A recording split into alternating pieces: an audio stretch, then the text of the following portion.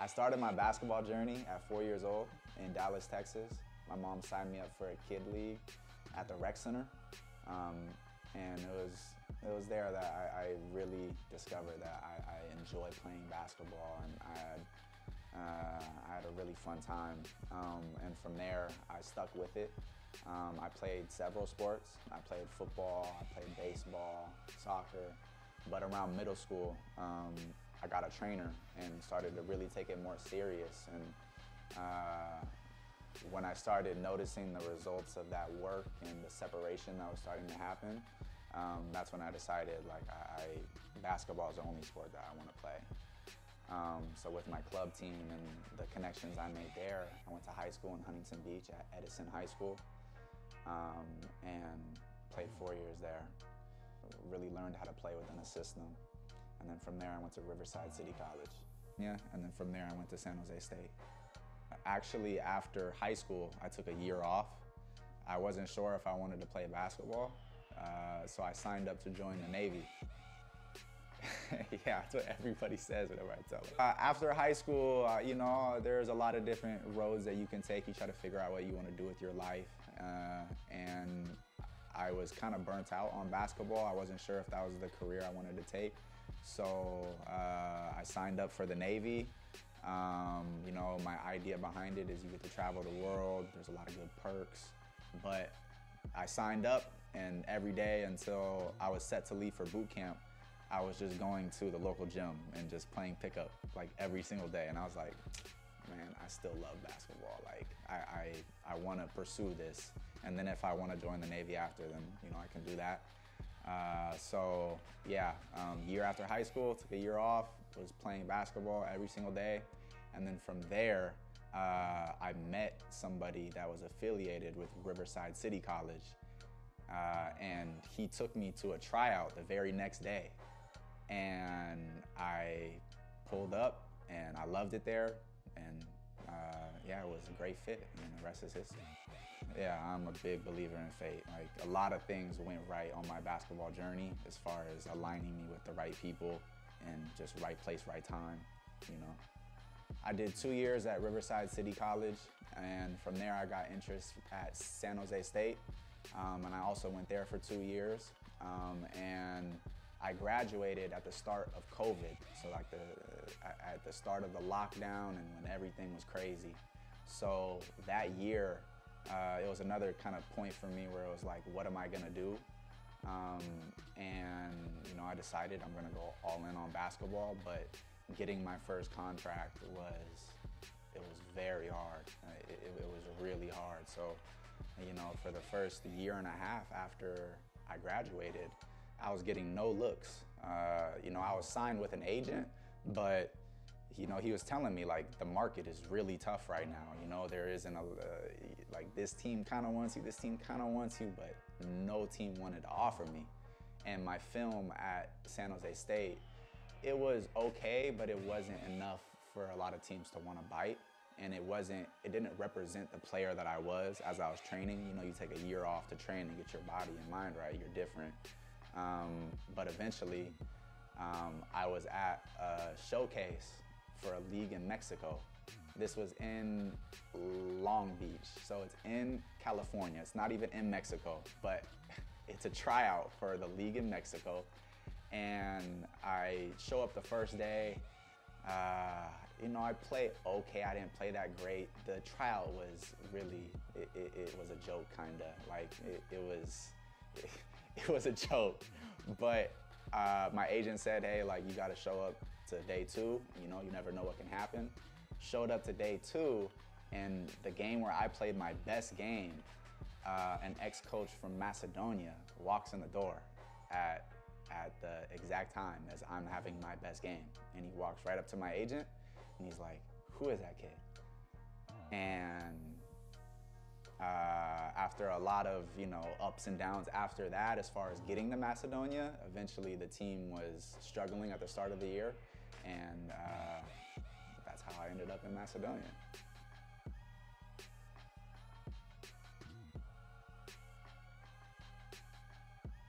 Well, I was staying with my mom, and you know, my mom has supported me throughout my entire career. And she believed in me throughout it. You know, she told me, hey, go all in on the training, you know, like this is your dream, like work for it. And I worked every single day, and eventually it fell through. So I wouldn't be here without my mom and without a lot of other people that helped me out along the way.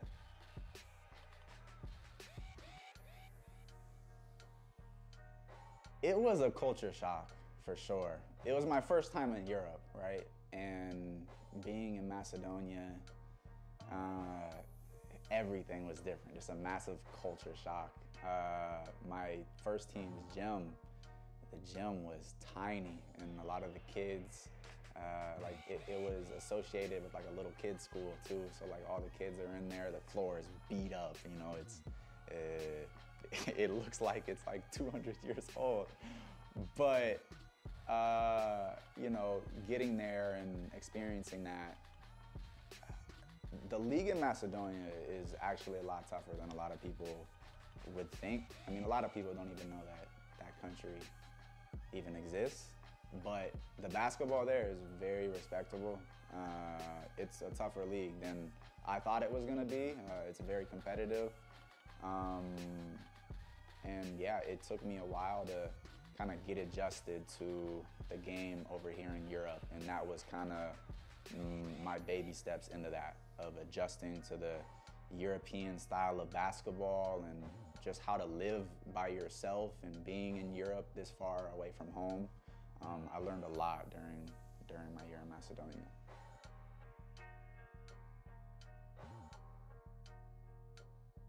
I like it. I favor that. I favor a system and more team ball and structure, and I feel like just mentally, the IQ, the level of play has been higher, and that suits my game more. I think in college, college basketball is just wild. Like it's just, you're just running up and down and up and down, and I wasn't necessarily in that right system or fit that could like help me show what I can do the best as a player. So as soon as I got to Europe, that's when you know, like my game really took off, because, you know, I think the year off of training and also just being in the European style just really suited me more.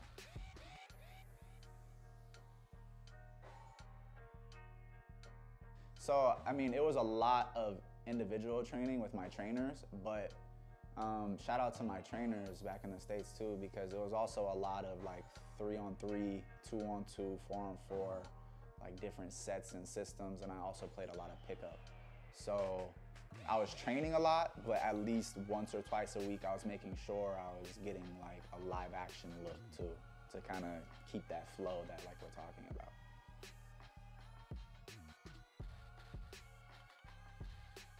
No, so in Macedonia, the first team I got to, they were in the Macedonia First League, but then halfway through, my team, the story gets crazier and crazier, bro. Halfway through, well, whenever we got to playoffs, we were the 3rd seed, the first team that I was with, but the owners, there was a disagreement on whose name would be on the contract, so we dropped out of playoffs. We didn't qualify for playoffs because when it came time to like sign that paper of who was gonna be, whose name was basically taking ownership, they had a verbal agreement, it fell through. So all of the players from my team, we were the 3rd place team. At that point, all of the top players like left and got picked up by other teams that were in playoffs. So when that happened to me, I signed to the 1st place team in the league with the biggest budget, MZT. And they qualified for the ABA League this year. So they're playing in the Macedonia League, but they also play in the ABA too. And yeah, that's the deal with that.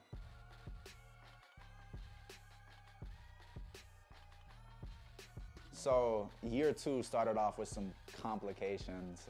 There was a problem with my visa. So when the rest of the team reported to training camp, I was about a month and a half late. So yeah, I kind of I was playing catch up basically from the start of the year as far as building chemistry with my team, and just, you know, game shape is a lot different than training shape. So it took me time to kind of get up to speed. And around Christmas time, well, right before, like at the start of December, that's when my agent had told me that Charney liked my game and they liked what I was doing. And, you know, it was kind of a no-brainer for me to come here. As far as the fit, I talked to the coach and the role that he wanted me to have on the team. And yeah, I just kind of knew that it was time to move on.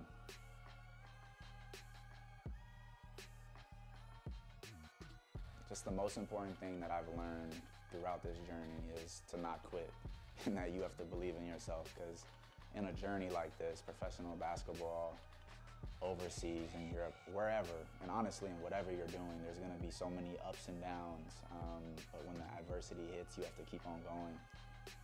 You have to keep going, and what I've learned too is it takes a lot of trust in the unknown, and God, and the universe, and in yourself to really get by on this journey, you know, because it's bigger than just you. So having faith has been really, really big for me. I can't even tell you how many times throughout this journey, just in these first 2 years, that I've been humbled in as far as my game not being what I thought it was, as far as things not going my way. But every single time, what got me through it is that faith and trust, and that everything, you know, you can give meaning to whatever happens in your life. You know, you can feel bad for yourself, or you can give it meaning, and you can choose to grow and become a better version of yourself. So becoming a better version of myself and growing throughout this journey has really been the most important thing for me. And I've learned so much about myself and what that looks like for me throughout these 2 years. It's always been my dream to travel, ever since I was a little kid, you know. A lot of people are sure of what they want to do, and I want to be a firefighter, I want to do this. Like, only thing I've ever really been sure of since a little kid is I want to travel. And being an overseas basketball player, like, that's honestly one of the best parts of this job, and kind of the perks that it offers is not like exploring, getting to live in so many different cultures and countries that you would have never experienced. So traveling is really, really big for me because it's in my blood, I guess. I want to see as much of the world as I can. I recently took a trip to Switzerland. It was incredible. Man, it was incredible. You know, every picture or video I had seen on Switzerland, I said it then, I was like, wow, like, this is my dream country. And finally getting the chance during this past break that we had to actually go there affirmed it. It was everything that I dreamed it would be, and then some. So yeah, man, it was incredible. And it was just more of that, of what we're talking about, of like, so many, like fate, right? And trusting the journey. Like, I went into that trip with no plans. I didn't have any rooms booked. I didn't have any plan of where I wanted to go. It was just full faith and trust, and whatever happens, happens. And just trusting the universe and trusting whatever's meant to happen. And every step along the way, the people I met, places I stayed, the conversations I had, just how much love was shown to me, it was incredible. I will for sure be back. You know what they say, man, your mentality is your reality. You know, if you're closed off and, oh, is this gonna happen, is this gonna happen? You know, if you're fearful, you attract that fear. But if you're trusting and loving, then you attract that trust and love. And that's been a shift for me, though. You know, that's one of the things I've learned in this journey too.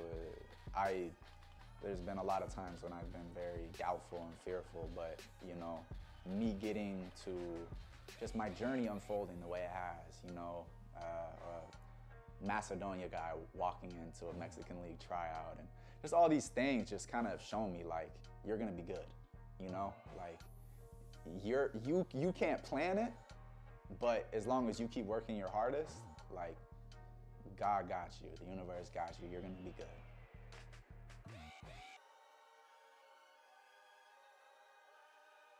I'm big into self-help books. You know, if there's an area that I want to learn more about, books have it all. You know, there's a book for everything, someone that's an expert in everything. So I'm really big into self-help books.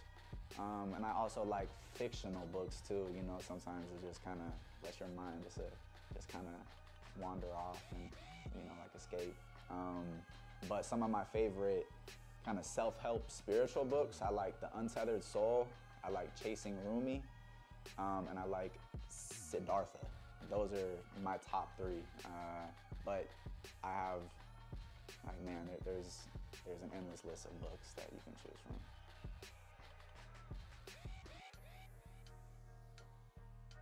I think an important creative side for everybody is finding a creative outlet, something to just get your mind off your job or, you know, the seriousness of life. So, you know, I'm very big into finding creative outlets, and that's something that's really helped me on this basketball journey to, you know, just let yourself have fun and not be as serious. So, you know, I've been experimenting with painting, and I'm big into music too.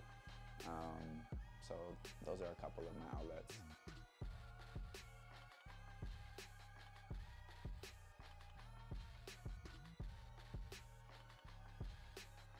That's a good question. All right. How much does like a good sailboat cost? All right, let's say a good sailboat is like 100 thou, right? 100 thou on the boat. Give myself 100,000. Let's say 200,000 for supplies and food, water, whatever else I need. So that's 300,000. I give 200 thou to my mom. I give 100,000 to the rest of my family, and then the rest I donate to charity. And I sail around the world. You would never see me again. Bon voyage. Yeah, bro. That's also like something I see myself doing in my life, like getting on a boat and really learning how to sail. Yeah, just being out in the open sea, nobody around, like something about that speaks to me.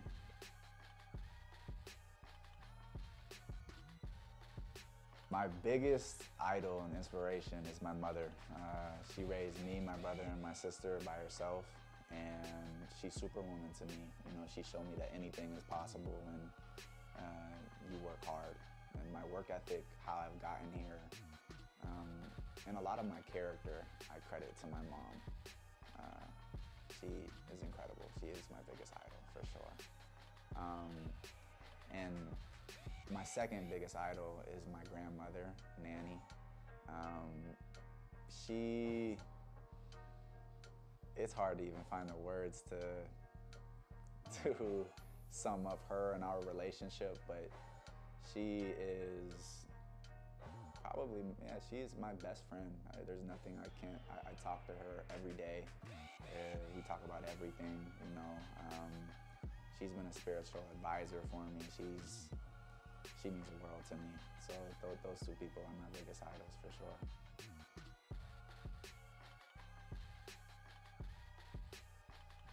I've actually been into stocks. I've been into stocks a couple of years ago. I haven't been into it for a while, but I do look up a lot of stuff on the web and online about stocks, and I do plan to invest a lot of my money into stocks. I think in your investments and, you know, building a passive income is super important. So stocks is definitely something I'm gonna look to get into going forward. And as far as like after basketball, I'm not sure in what form, but I want to give back. I want to give back to kids that kind of went through the journey I did. and really give a voice to some of those kids that, you know, feel like they don't have anyone to talk to. And the journey of sports can get so lonely, and a lot of people don't feel like there's anyone that gets them, and you know, being a safe outlet to talk to. So that'll 100% be something I do in the future, giving back in some way, shape, or form, and really just being a voice and being there for the next generation.